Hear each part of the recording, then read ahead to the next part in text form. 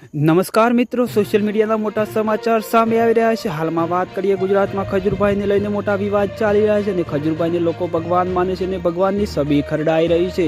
હાલમાં સોશિયલ મીડિયામાં ખજૂરભાઈને લઈને મોટા સમાચાર સામે આવી રહ્યા છે. ખજૂરભાઈને લોકો ભગવાન માને છે, પરંતુ હાલમાં ખજૂરભાઈને સોશિયલ મીડિયામાં ખૂબ જ છવાઈ ગયા છે અને ખૂબ જ ચર્ચા અને રોષ ભરાઈ ગયું છે સોશિયલ મીડિયા ખજૂરભાઈને લઈને. અને કીર્તિ પટેલે પણ સમાધાન વિશે સામે આવી રહ્યો છે વિડીયો સોશિયલ મીડિયામાં. મિત્રો વાત કરીએ ખજૂરભાઈ, હૃદયથી સાંભળજો આપણા બધાના ખજૂરભાઈ માટે આ એક વાત છે. આ ભાઈએ શું કહી રહ્યા છે ખુલ્લેઆમ ખજૂરભાઈ વિશે, તો તમે પણ આ વિડીયો જોતા પહેલાં આપણી ચેનલ ઉપર સબસ્ક્રાઇબ ના કરી હોય તો સબસ્ક્રાઇબ કરી દેજો અને વિડીયોને લાઇક કરી દેજો. કોમેન્ટમાં ખજૂરભાઈ વિશે ખજૂરભાઈ સાચા છે કે ખોટા છે તે કોમેન્ટ કરવાનું ભૂલતા નહીં મિત્રો. અને જુઓ આ ભાઈ શું કહી રહ્યા છે. એમ તો કોઈ પણ વિરોધ હોય કાંઈ બોલ્યો નથી, પણ જો આ વખતે કાંઈ ન બોલીને તો આ મારા જીવનની મોટામાં મોટી ભૂલ સામે કારણ જેને કરુણનો ભગવાન કહ્યું નીતિનભાઈ જાની એની ભેગું આપણે અત્યારે બધાએ રહેવાની હોય.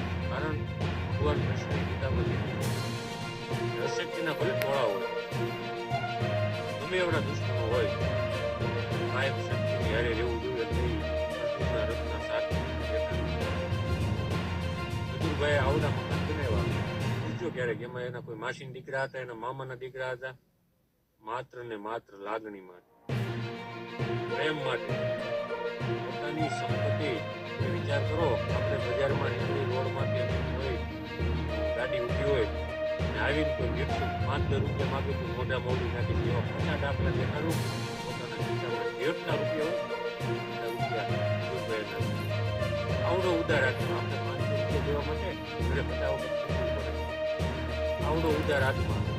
અને એની સામે નામ નહીં લો, મારી મોટે સરસ્વતી છે, સરસ્વતી છે તો નામ નહીં લો. હાલી મોવાલી એનો વિરોધ કરી જાય, જેવા તેવા શબ્દો કહી જાય.